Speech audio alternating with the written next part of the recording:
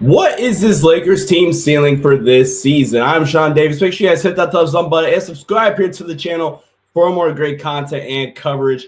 The Lakers are now sitting at the 5 seed in the Western Conference. They have a big-time matchup tomorrow night against the Denver Nuggets, 8:30 Eastern on ABC. But what is this team's ceiling heading into the back half of their schedule? Like I said, they're the 5th seed, currently sitting 12 games above 500, 33-21. They are only 2 losses out of the 2 seed. The 2 seed is the Denver Nuggets right now, who have won 9 straight games. But what is this team's ceiling? I think we've talked a lot post-Luka Doncic trade about this team's future, right? What this team looks like long-term, how their salary matches up, how the Mark Williams deal affects this team's ability to, spend money and, not even really spend money, but the assets that they've now kind of regained and you can go into the summer and play around with. Because now you go into the summer, now that you don't have Mark Williams, now that you did complete that trade, on draft night, you'll be able to have the 2030 first round pick, the 2032 first round pick will then become available to you. So, and then you still have the 2031 first. So you are now kind of regaining some assets of you. That was one of the more blessing in disguise moments, in my opinion, if you want to look at it that way, in the Dalton Knecht Mark Williams trade being rescinded.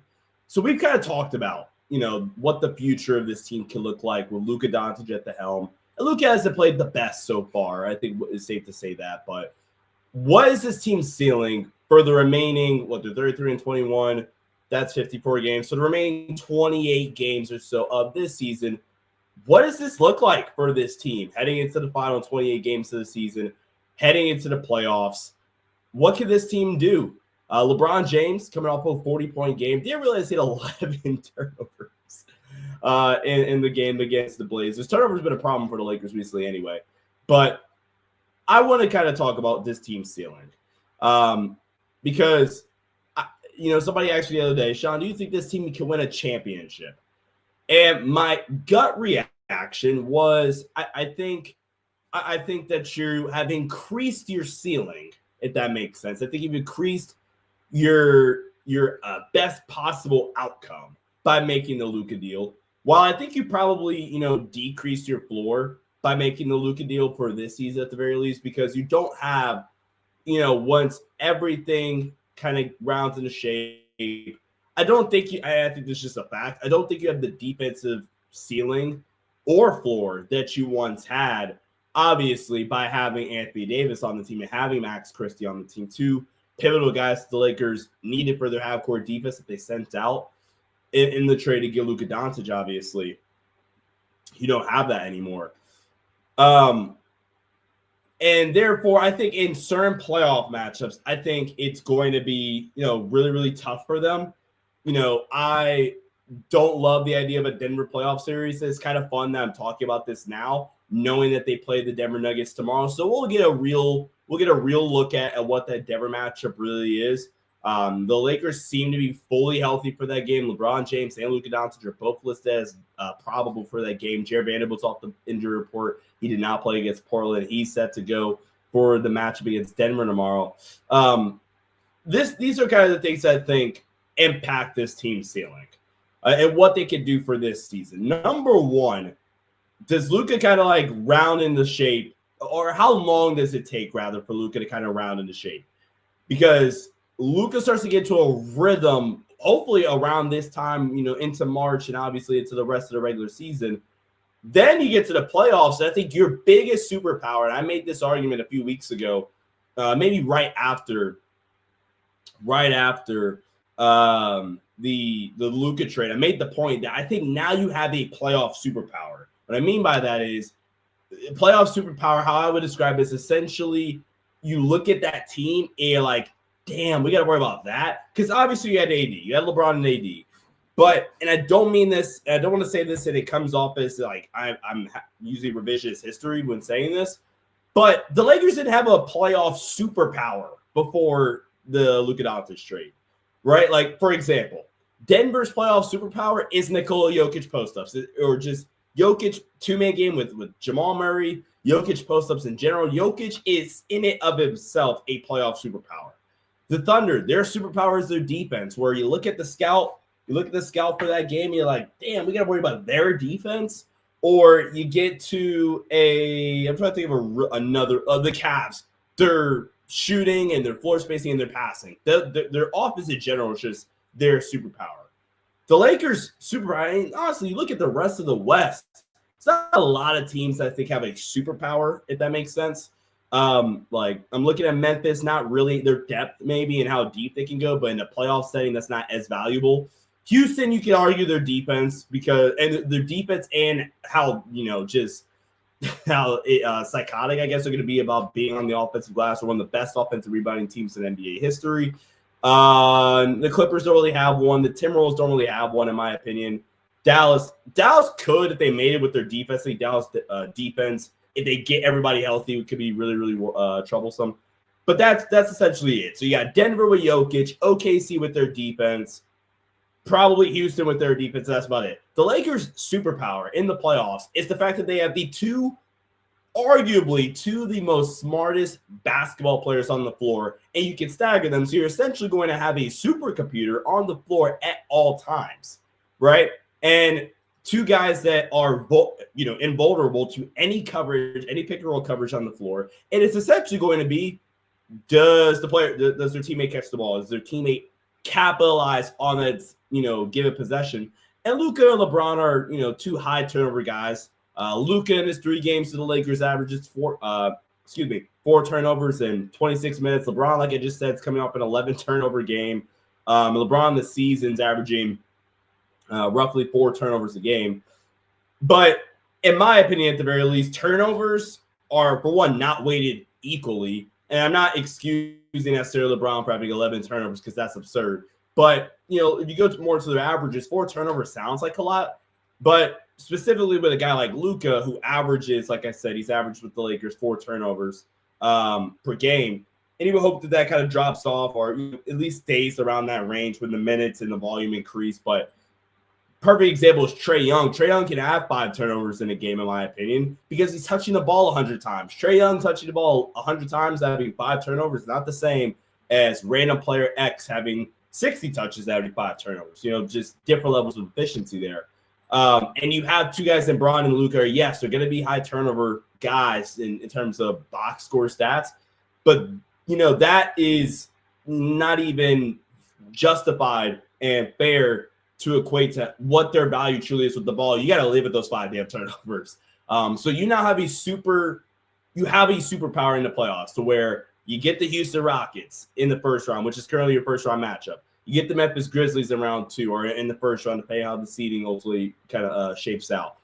And they look at you and they say, damn, okay, yes, you had AD who can really elevate your playoff defense. Anthony Davis is, in my opinion, the best playoff half-court defender in the entire league. If I'm building a playoff defense, I'm starting it with Anthony Davis.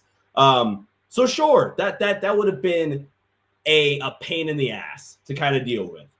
But it's not the same level of pain in the ass, in my opinion. It's having a legitimate playoff superpower that the Lakers now have in LeBron and Luka, to where, damn, how are we guarding them? How are we guarding those two? And then you add in Austin Reeves, and then you add in Rui, who's kind of played well offensively. Then you add in all the other guys, Dalton, Knecht, Dorian Finney-Smith, who's a good shooter, Jackson Hayes, who has the vertical presence that, he is their only vertical presence, but they have that. They also have to equate into Luka Doncic and Bron ball screens. You have that now. So the ceiling, in my opinion, in terms of the best possible outcome, is it a title? Yes. How likely is it they hit their ceiling? It's not all that likely. I mean, you don't rule it out because, like I said, you have that superpower that I just ranted about for 7 minutes or whatever now. But their floor, I think they've created a bigger opportunity for them to hit compared to what we had kind of saw for like the 2 weeks before Anthony Davis got traded for Luka. And again, you do that trade 10 times out of 10. But their floor is a lot lower now, I think, in a playoff setting, because in a playoff setting, JJ Redick's talked about how, you're healthy, going to go 10-man rotation, right? And they did that in this Charlotte game. I want to say it was. Yeah, the Charlotte game is the one game they've been fully healthy so far. And then, like I said, we expect to see that again against Denver. And honestly, this statement can be completely proven wrong if they go into Denver and just shut them out. This could be completely proven wrong, and I could look like a complete idiot. But with that being said, you go to a playoff series. Okay, you're going to shrink the rotation down from 10 to 9. So the immediate guy that I think probably gets nixed from the rotation is Dalton. I don't see Dalton playing a ton in the playoffs. Alex Glenn isn't going to be a big major rotation player either. So you really operate with 8.5 playoff rotation players, right? You have three and a half maybe positive defensive players in the playoffs. You have Gabe Benz, who I think is a legit positive for you. You have Dorian Finney-Smith, who is a legit positive for you. You have Jared Vanderbilt, obviously, and then you have Jackson Hayes, who's, I think, for the most part, been solid. I think Jackson Hayes is probably having his best defensive season of his entire career.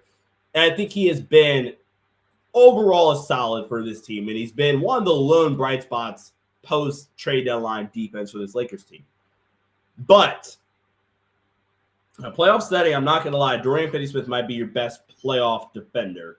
Vando in certain matchups, the answer would be him. But overall, in terms of – and also, Vando is very, very plausible. Vando can just get played off the floor in a playoff setting as well. We've kind of seen that in the past as well. And I don't want to sound like a Vando hater, but I've also kind of been saying this in the past as well, that I don't think there's a bigger gap in between the fan base and what they think a player is good at versus what he's actually good at than kind of how the fan base is with Vando. I think Vando is a really, really good defensive player. I think I would categorize Vando as a tier 2 defensive player.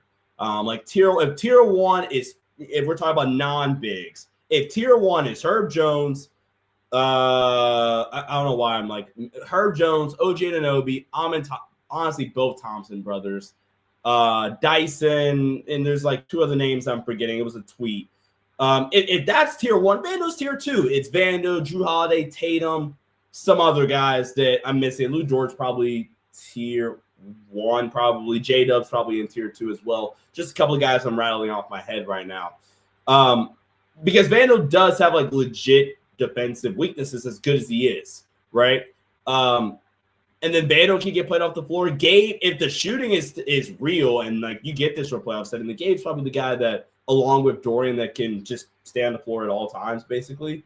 But I think the lack of real impactful playoff level defenders that this team has, I think they're obviously, the glaring hole right now is the big situation right now, which again adds in, quick side tangent, the notion that Rob Pelinka just got cold feet about the Mark Williams trade is absurd to me, because there's no way Rob Pelinka, trying to make a title push, mind you, goes, yeah, let me have Jackson Hayes in a buyout market big that, is a 10-minute per night guy for us. Yes, that is what I want as my big as we gear forward this playoff run. So I think obviously the big situation, the lack of good playoff level playoff defensive players that can't get played off the floor. Jared Vanderbilt, if Jared Vanderbilt had real offensive value, then I think this conversation is a lot smoother, because you're taking off potentially most impactful defensive player, and the fact that they're kind of utilizing him in a different role this season that I'm kind of indifferent on. I would like them a lot more if they would utilize Vando as a wing stopper, where he can be kind of, wreak havoc on the ball and still do all the cool stuff he does for you off the ball with his rebounding, with his passing lane defense, things like that. They kind of changed his role so far defensively this season. And I just think for the scheme that they're running, they just need more guys out there that can actually play defense. And we kind of saw at the end of the Charlotte game with some of the switching too with Luka. They don't have the personnel that Dallas had to kind of hide some of that stuff. Because I think Luka, when he's active, is pretty fine, actually. I think in the first Jazz game, Luka was pretty active, and they were able to work around some stuff. But you get to that team that has a guy, and it can be problematic for you. So this team's ceiling is an NBA championship, because I think Luka, there is a semi-realistic outcome, and I might be insane for saying that, but there is a semi-realistic outcome. Yeah, okay, semi-realistic, and by some, we're talking 10% maybe. 10% chance, which is a decent chance that LeBron and Luka get to the playoffs both fully healthy. Luka's kind of rounding into shape. And you get to these playoff matchups, is, yeah, we got to play defense, but how the hell are you going to stop us? And they just go insane for 3 series, and then you're in the finals, and it's just check ball. There is also a really realistic outcome to where, like, look, Luka and LeBron are amazing. We all know that. Austin's great. But at the end of the day, they just aren't able to guard anything, and you get bounced to the second round of the conference finals, right? I think they're good for sure for a series win. I think they win a first-round matchup. But eventually, it is more likely than winning a title, in my opinion. It is more likely, technically, that they just run into a playoff series, and their lack of real defense, bites them in the butt. And you get set home a little bit early, but then you get the offseason, you get next season, and that's where we kind of get and that's why you have a lot of people saying the Luka trade is a long-term move, because then it's going to take a lot of readjusting. You get the roster, because realistically, this team is like a 2A wing, ironically Max Christie, and figuring out that the starting big spot away from being a like tier A contender in the West and in the league even. So long story short, what is this team ceiling this season? I think, like I said, I think they've expanded their ceiling, and I think it is maybe even a little bit more likely that they win a title than when it was previously, like pre-Luka trade, because I think they just expanded their best possible outcome. They've also expanded their least possible outcome, in my opinion, as well, where the having AD and having Max, having those guys here, I think gave you a really, really solid floor, and then you added a move that maybe is a Luka deal, add a move here or there at the deadline, and you go from there. This one kind of lowered your floor, but it, like I said, expanded your best possible outcome, in my opinion.